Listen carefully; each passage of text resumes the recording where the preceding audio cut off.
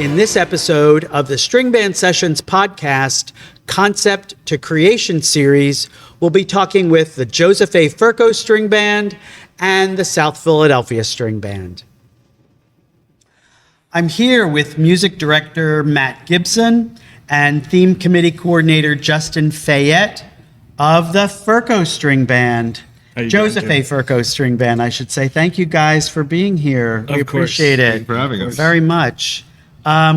So, Matt, tell us a little bit about your background. How long have you been with Ferko, and how long have you been music director, and what instrument do you play? Absolutely. So I play saxophone. Tenor is generally the one I play, although I've filled in just about everywhere at this point. I've been with Ferko for 6 years now. But prior to that, I was with Polish American for 16. So it'll be something 22, 23 years parading. I've been music director with Ferko for 5 years. So shortly after joining, there was an open slot they needed filling. And I actually had some experience from PA because I was music director there for 2 years as well. You were? Yeah. Okay. So my last 2 years at PA, I served as music director, and with that experience, they thought I'd be a good fit, I suppose. Yeah, I'm sure. Do you have other relatives, anybody else in the band with you or in other bands? Yeah, my father's in Ferko with me. He was in PA with me as well. Does he play? He does not. He's a marshal. He's a marshal? But we joined. We are both first-generation mummers. We joined because my uncle's, he had a business in the Fox Chase section of Philadelphia, and his neighbor was in Polish American at that time. So they invited us down when they heard I played sax, and it's 23 years ago. So. And the rest, as they say, is history, right? Correct, yeah. And how about you, Justin? You're, I guess, a relative newcomer to the band? Yeah, relative newcomer is a good way to put it. My first day up the street was 2022. Our captain, Scott Ratsky, him and I were high school friends dating back, several years now. And he called me up one day in December and he said, "Hey, what are you doing on New Year's?" And I was like, "Well, nothing." And the rest is history. I joined, signed my application right after New Year's Day 2022. Served in a couple of different leadership positions between then and now, including their website chairman. And that kind of led to me getting involved with the theme committee to where I am now as theme committee chairman. I owe it to Scott, a lot of it, for my involvement. I'm first generation, no family in it. Do you play an instrument at all? Yeah, so I picked up bass drum this year, and that was kind of my motivation for joining the organization. I've told Scott and several of my friends there is that, I wanted to get into the music and kind of be a part of that again. So I'm, happy to have taken the opportunity to learn percussion and, take on a role within the organization. And did you parade in a suit in 2025? Yep. Yeah. So this was my first year playing an instrument in suit. It was an excellent experience. I was going to say, and everyone that I'm interviewing, obviously for this series, has been doing this for relatively long periods of time. Mm-hmm. So what's it like today to do that for the first time? What was the experience like? It's wonderful. It really is. I mean, I marshaled the last couple of years, so, helping out with the props behind the scenes, being involved with, everything that goes on, leading up to, kind of as a stagehand. So actually getting to, learn the music, be part of rehearsal, be part of the day on the street, it was a special experience. I really absolutely loved it. John Wernega, our arranger, gave me a real challenge because, I wasn't brought up as a musician. Mm-hmm. So he was like, okay, here's how, you read this. Here's, a relatively complicated piece for bass drum, relatively speaking, of course. And, he kind of challenged me to do it. And I learned the part and ended up with the product on New Year's Day. So that's great. I'm actually going to be interviewing John for this for the podcast. That's wonderful. That's awesome. In a few weeks. So for our viewers, a little bit of background of the Ferko String Band, the Joseph A. Ferko String Band. So the band has a very storied history. Has had for long periods of time. Many victories, first place finishes.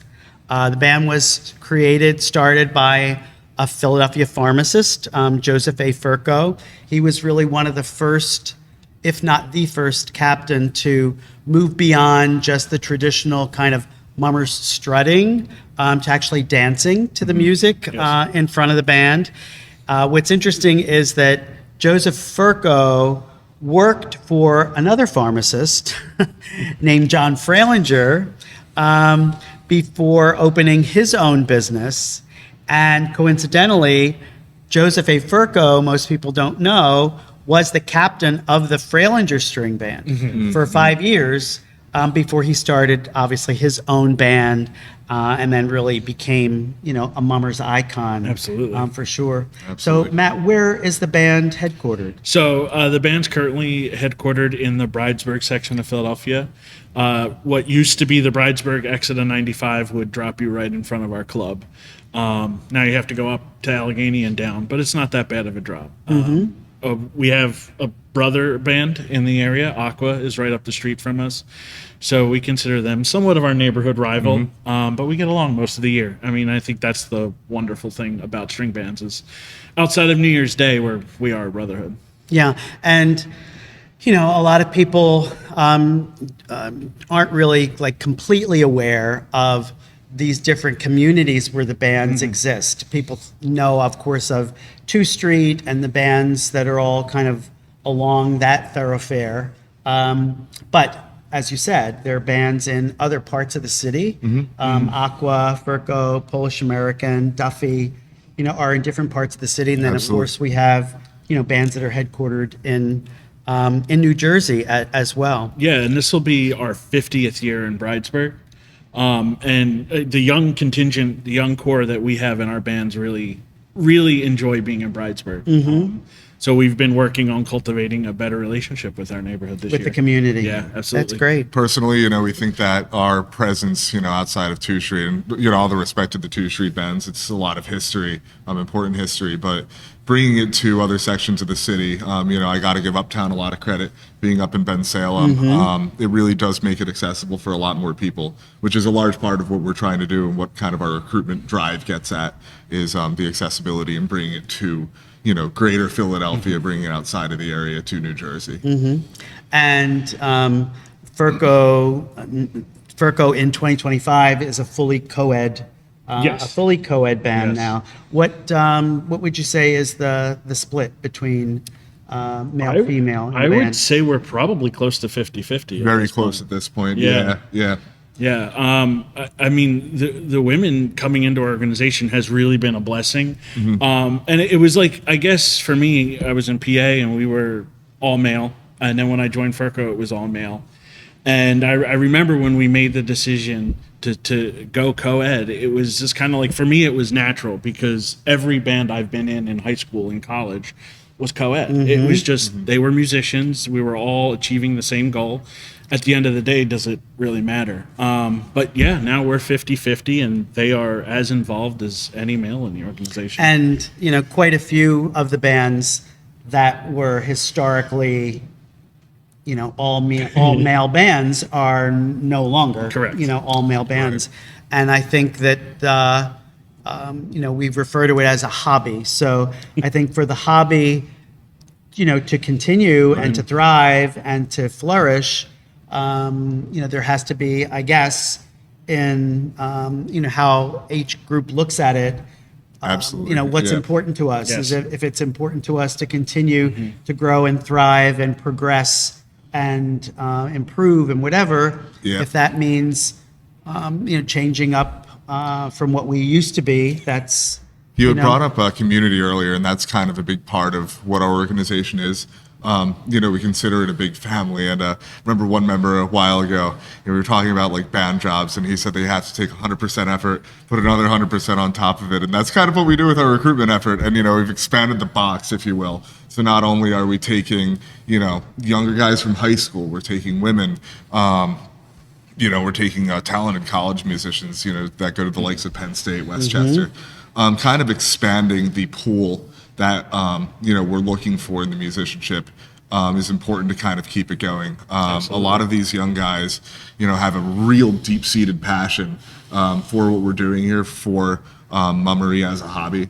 Andrew Esterly, of course, is, Yes. we've got a lot Absolutely. of up-and-coming young guys that, are really taking the bull by the horns That's that are going to be exciting. important that are important, but are going to be important for the future of our organization. Yeah, and when a band is in a rebuilding mode, restructuring, rebuilding, kind of generating some excitement, but then also, like you said, the goodwill, with the community Right. as well. Absolutely. So let's talk a little bit about Soul Station. So our concept for 2026 is a combination theme. Yes. So a train theme with a soul kind of music inspiration around it. We should say, in terms of train themes, Ferko was a first place winner. We were.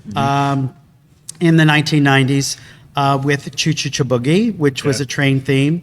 Harrogate, notably, won first place in 1976 with Moving On USA. So train themes, have done well. So how was the idea, how did the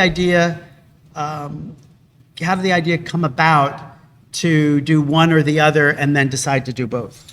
Sure. So the way our theme committee works is we ask for input from our band, and if they've been thinking about a theme all year, and we usually ask for as much detail as possible. And what it came down to with this theme is it was originally presented as Soul Train. And we had that theme along with two others at the time. And we're working with Joe Morella this year to really hone in how much we can extract from this theme. And one of the things he suggested was take your time, think about it, don't submit a theme right away. And I think we were the only band this year to not submit a theme. That's true. And it was because not submit a theme in the initial registration in the initial day. registration day, yeah. And ironically, we picked pretty high in the draw. So I think some of us were a little nervous about that. But ultimately, it was because we had three themes on the table that we were really talking about and really thinking about. Now, Soul Station was originally pitched as taking the long-running television show Soul Train literally. What would it look like if you did a train theme that was set in the 1970s? And I think one of the things that drew me personally is not only liking the music from the 70s, funk and disco and all that stuff, but you take the traditional colors of a train theme and you've now transformed it into something different. Now you have brighter pinks and oranges and greens that you can incorporate. Golds and silvers are now very easily accessible within that theme. So that was something that interested me. In terms of what the visual impact, the visual impact would be. Very, very visually impactful. Absolutely, And yeah. it's exciting. Yeah, absolutely. We talked with a lot of people going into this theme. Our set painter last year, Erica Harney, we spoke with her quite a bit about the pop of color we had last year. Our designer, Fran Kerr, our costumers this year, we're using a Broadway costumer, which is exciting. When we talked to all of them, in not only when we picked, but then into developing this theme about color palette and interlacing the design of the props and the suits. And that's what's so appealing about, the combo theme concept is that you don't just have, I said it earlier, you don't box yourself in as much. Right.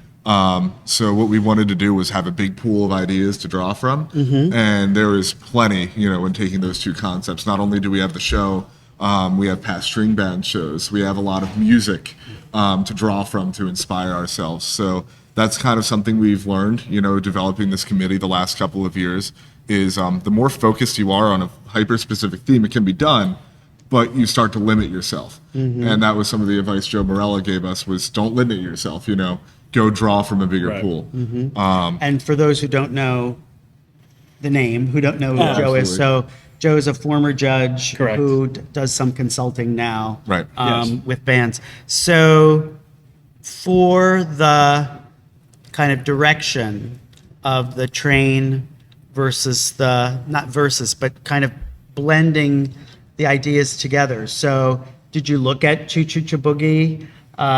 Did you look at Moving On USA? Have you looked at the other train themes? And then I'm trying to think of the Ferko theme was Hot Wax. Very cool and solid gold. Yep. Yeah. That was absolutely, those were all big inspirations. We do have a theme development committee that's kind of a sub, division of what we're doing between the people on the theme committee.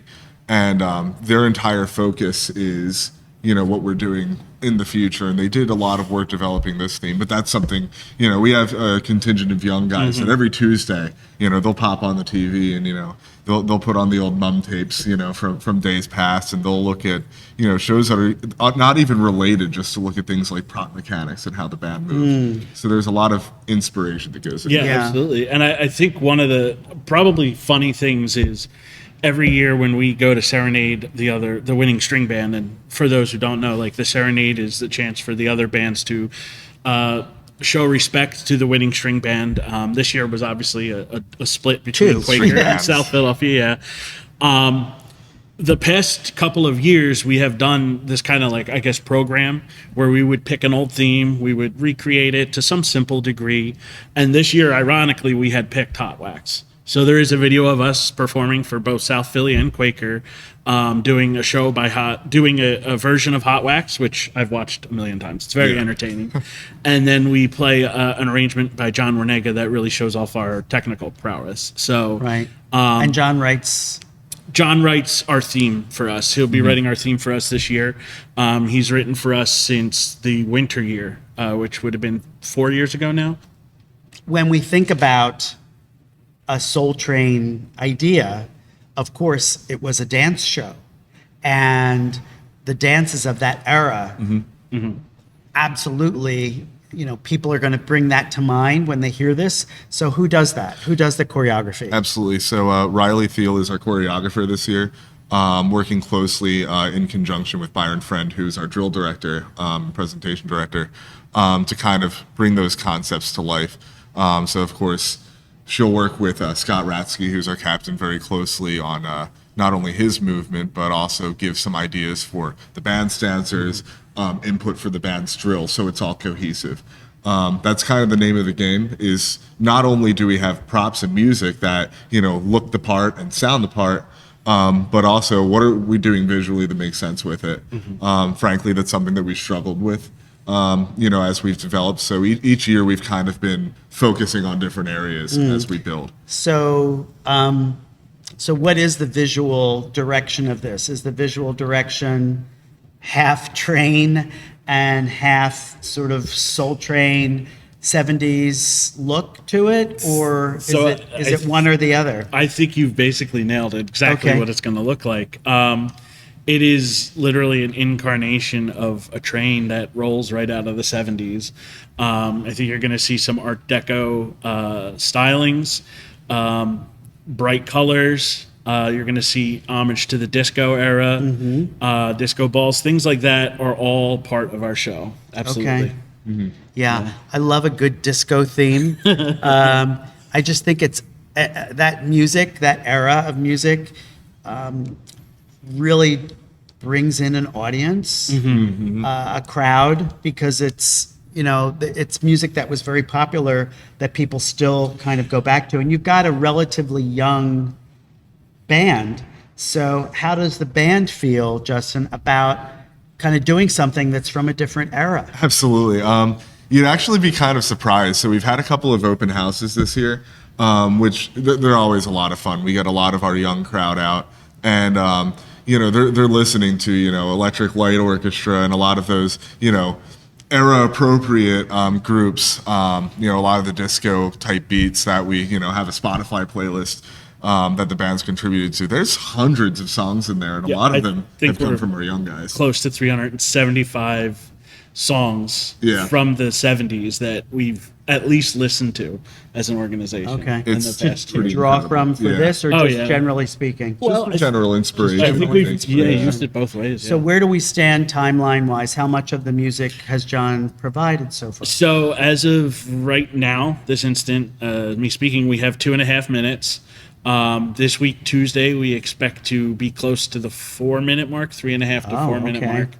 mark. And that extra half a minute there is just going to be the intro and the outro that would need to get tacked on at some point in the next couple of weeks. So we are well on our way to having a completed score. And how about costume sets, props, those elements? How far along? Absolutely. Yeah, I'd be remiss if I, didn't name the amazing people responsible for that. We've got Jenny Jackson in our costume department and Mike Bezecca running our props, and they're just they're both phenomenal. Mike's been doing our props for several years. Jenny, this is her first time running the department herself. They're both doing an excellent job.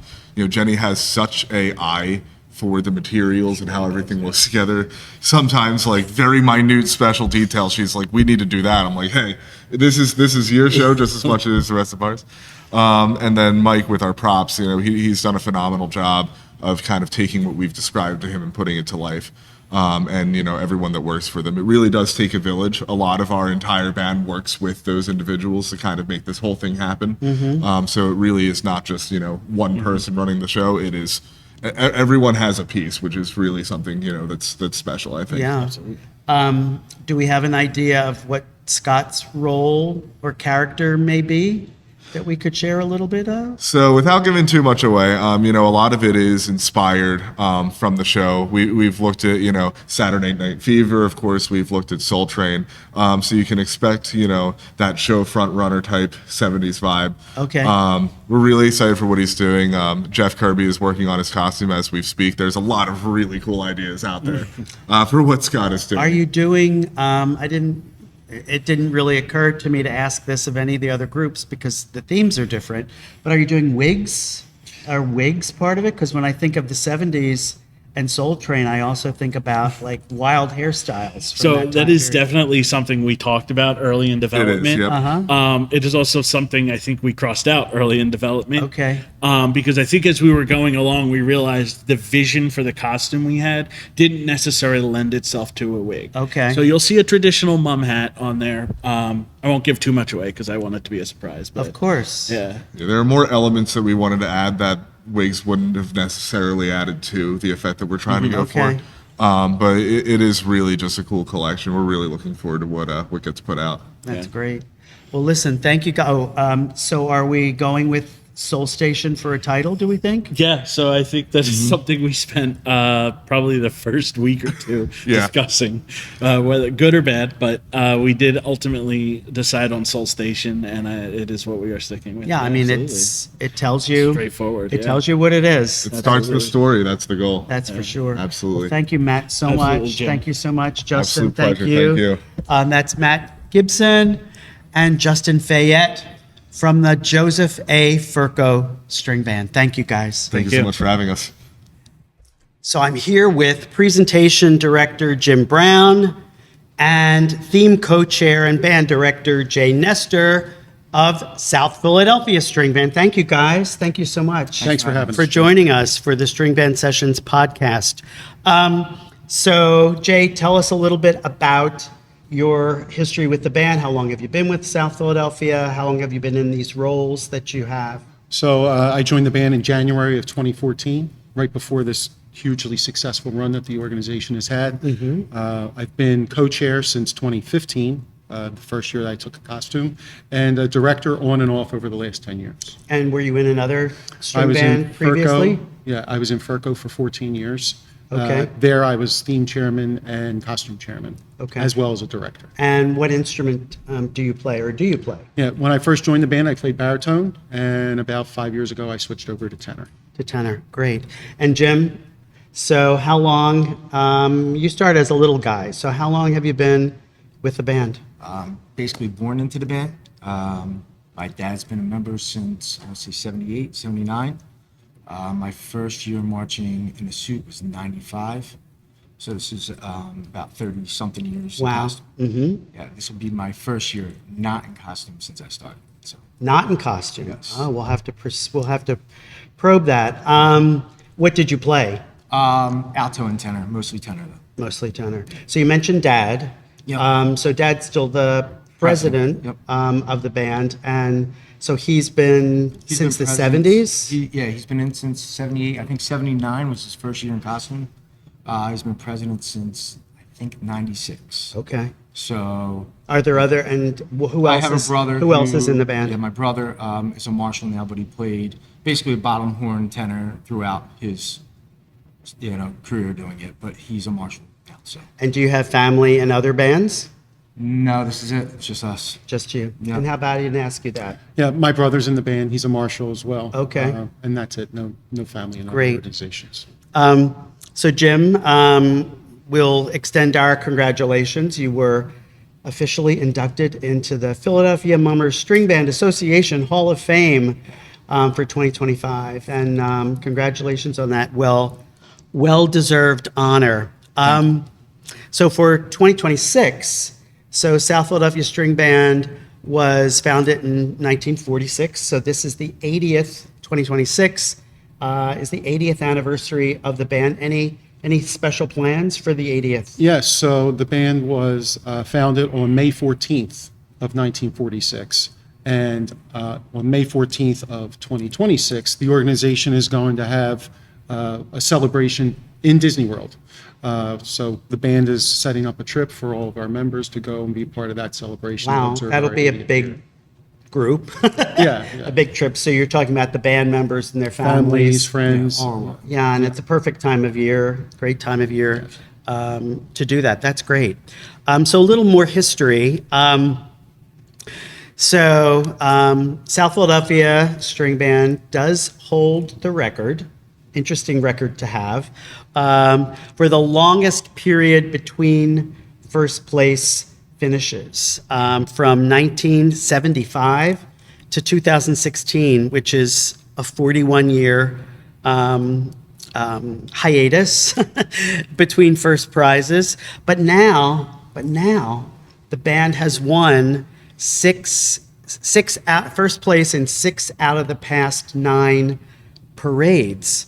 So, to what do we attribute this? It's a transformation. I mean, it's definitely a transformation.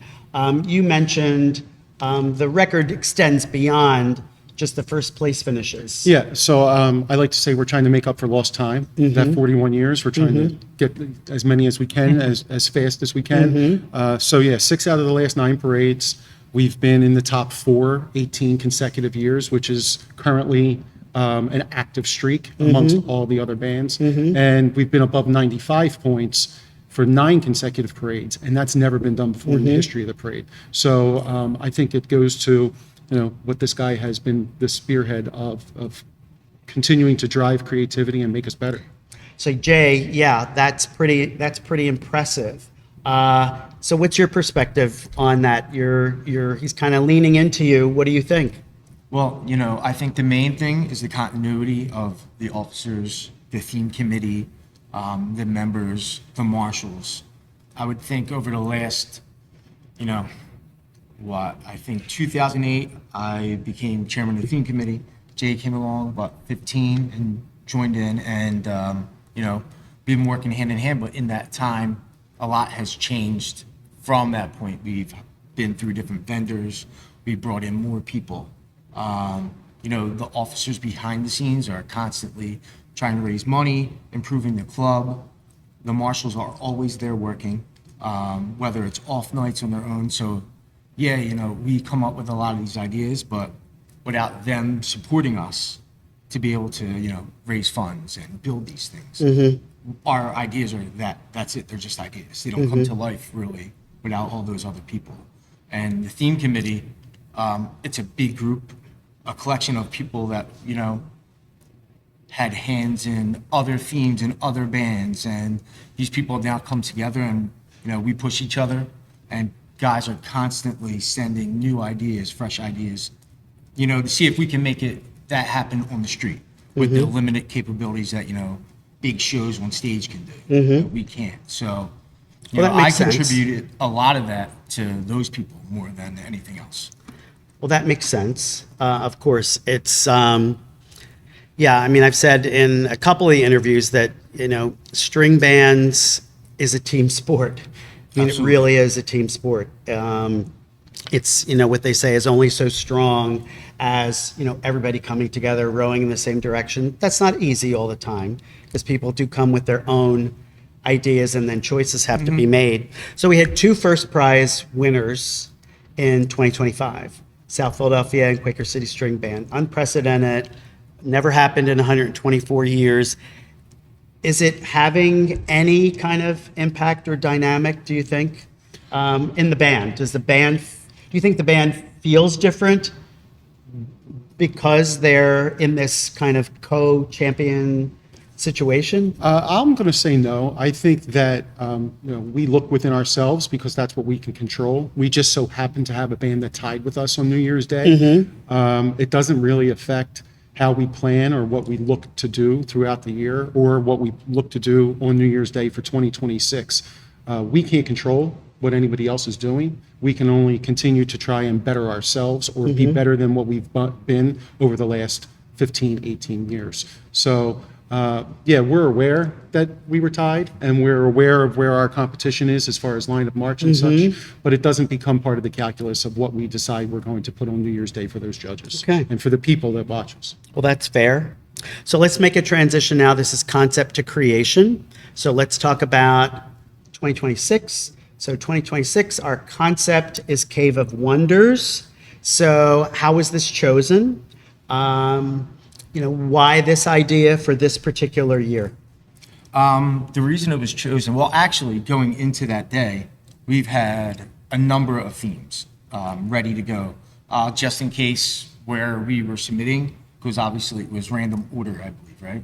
You're talking about going into the day when the themes get registered. So we went into that day with a number of themes ready to go. Even in that day, we had, the theme we chose and other themes, neck and neck, and we're just going to base it off of what happened that day. So we ended up picking last to turn in our themes, and we still got the theme we wanted. So, which was fortunate because we thought all along this being, a theme that hasn't really been done in the last couple of years, for the most part. Music, driving music, exciting music. We didn't know if that would still be on the table. So we went into that day being prepared for a number of different possibilities to turn in. So, obviously it's been done. It hasn't been done in the past couple of years. It's been done before. So, is it a Disney-fied? You mentioned Disney for going to Disney in 2026. So, is it Disney-fied? Is it Aladdin, or is it Jim Browne's take on that? I say it's a spinoff of Aladdin. Okay. Our own, take on how if we took a different character as, the main character and we did our own thing with it. Our own characters, our own designs, but for the most part, it's related to that. So, Cave of Wonders. So, are we kind of sticking with that, as a title? At this point? It's the working title. Okay. Yeah, well, So what kinds of features, what kind of ideas are we exploring? Because when you say cave, I think that telegraphs something. Yeah. Not necessarily Aladdin. It could, Cave of Wonders was a place in the movie. So it could start there, it could end there. There's different areas that we're going to, venture into. Last year we did the Castlevania, and it was basically the castle. I know that says Cave of Wonders, but it'll be broad amongst what we can do that was more involved in the Disney.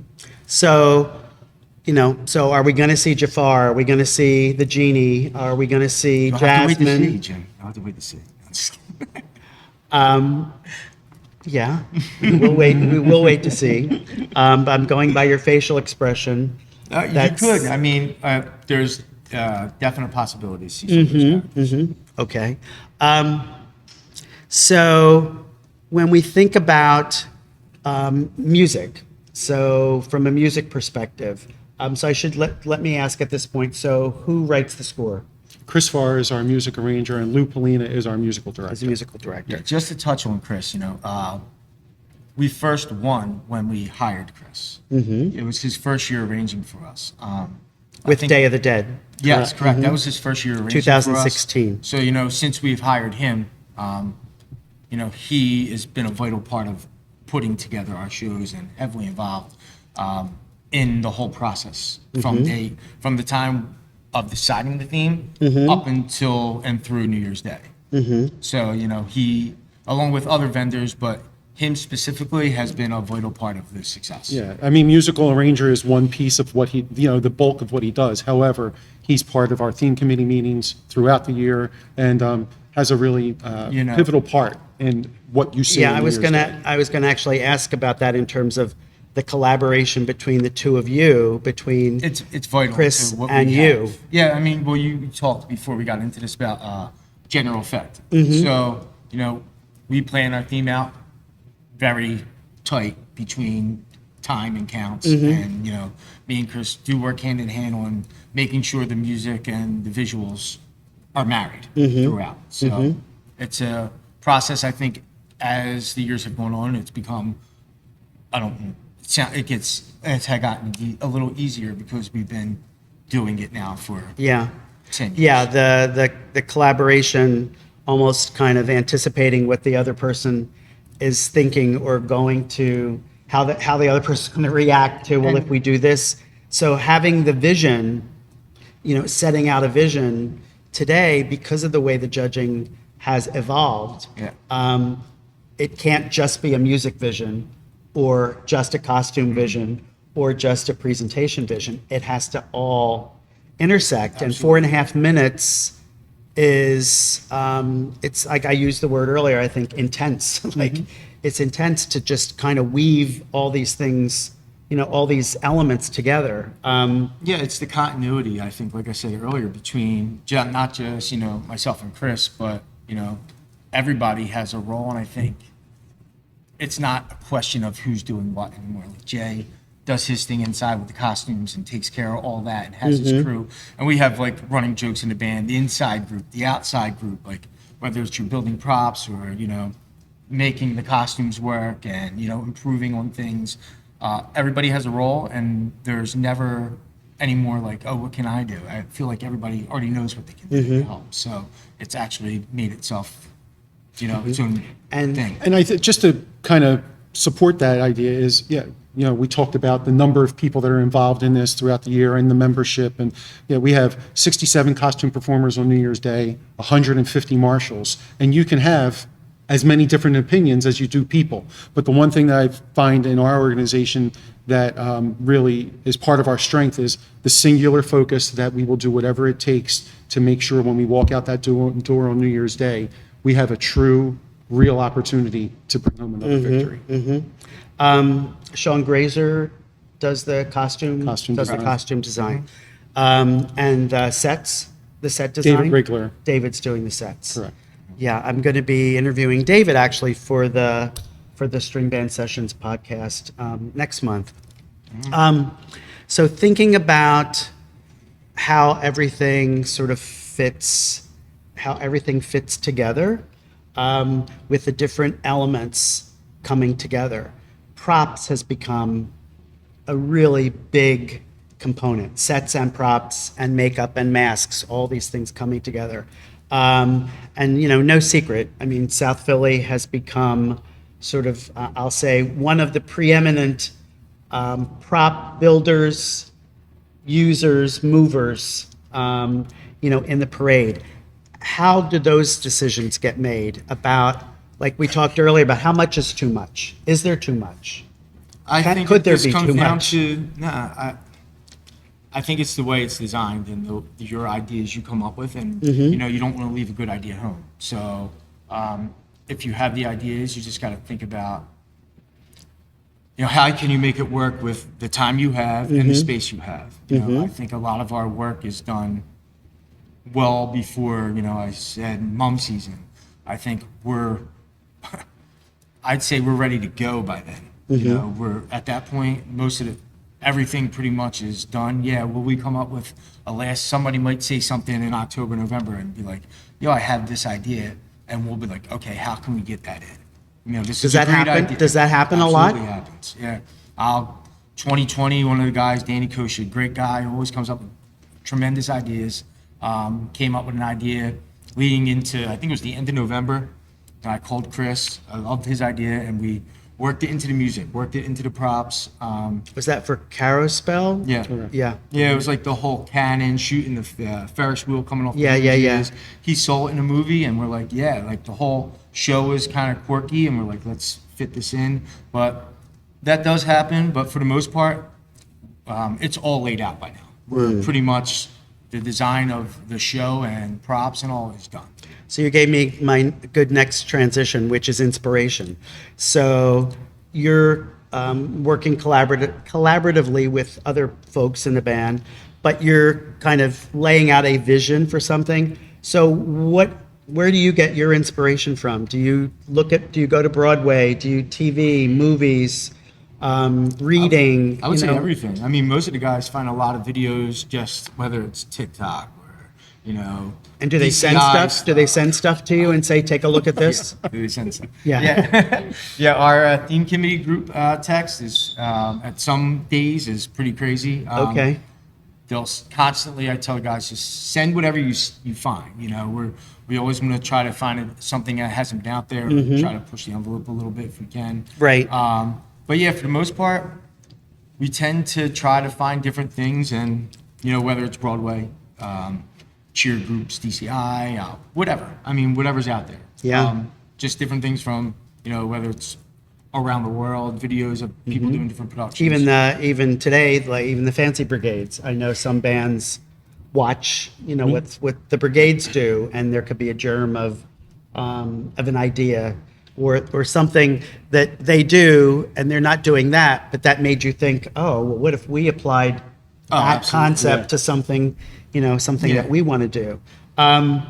So Real quick, I want to guess- add in that I think one of the things that we also have the luxury of is the trust of our leadership. Like Big Jim and our board of directors, if an idea comes up, we don't really have to struggle a lot with, can we do this from a financial standpoint? If it's something that is worth its weight from the perspective of the theme committee with Jim leading it, I can say that we haven't had a no in the time that I've been here. So that's a great luxury to have. And I think it, again, reinforces that idea that we're going out there every year to the best shot at winning. Yeah, I mean, if you're approaching all this reasonably from a standpoint where there's not really a limit, there's no limits per se, we'll figure out a way to get it done. We'll figure out a way to make it happen. That sort of, elevates, I guess. It gives you freedom of thought I was going to say, to continue to be it push the elevates envelope the creatively. opportunities, Right. Yeah. that are out there. So you have a veteran, seasoned, successful captain, in Denny Palandro Sr., leading the group. And, he's played a variety of character-driven, roles over the past handful of years. So I know you're not going to tell me exactly, but so should we look forward to another character-driven performance? Well, from Jim will answer that, but before we get to that, I'd just like to throw in a stat for Denny, and that Okay. is he has placed first or second in 8 of the last 9 parades, Yes. which, not a bad run. No, not at all. Not at all. And congratulations to him for sure. Yeah. For that's an achievement. Showing that when you're, no matter how white your hair is or whatever the number may be. I said seasoned. Yes. And I said veteran. Yeah, That's what I absolutely. said. He'll appreciate that, I'm sure. Yeah, you can expect a exciting, fun role for him. Okay, for Absolutely. sure. So let's just talk as we end up with sort of timeline. So how much of the music do you have already? I'd say we're 95%. Really? done. Yeah, and that is only because, we'll tweak a little things here and there, but for the most part, it's done. Whether it's just timing of transitions, like to help So out pacing. the band is actively rehearsing that it much of has the been music for months. already. Yes. That's great. Costume-wise, of course, we know that's well on its way. And how about in terms of the sets and props? Is that all That's pretty done, too. much done? Sketches are done. Pretty much They've done as started well? building and painting. Yeah. So Yeah, we're well like I on said, our all way. that stuff has been, over the last, I'd say most of our work is done after we pick the theme. Once we get the sketches, it's, we don't stop until, it's ready to go. Honestly, right now is kind of it slowed it's down a lull little for bit us. for us. So, So when will you put them on their feet? honestly, till like we do the end of October, Oh, we wait. Yeah. And then we just go Tuesdays, Sundays, and back-to-backs. We Yeah. drill, but for the most part, it's all music till then. Well, I'll look forward to visiting because I plan to do that. Plan to visit for music and then visit for seeing the band on its feet as well. Something that Jim does, I think, that is unique that I didn't experience elsewhere was a minute a week.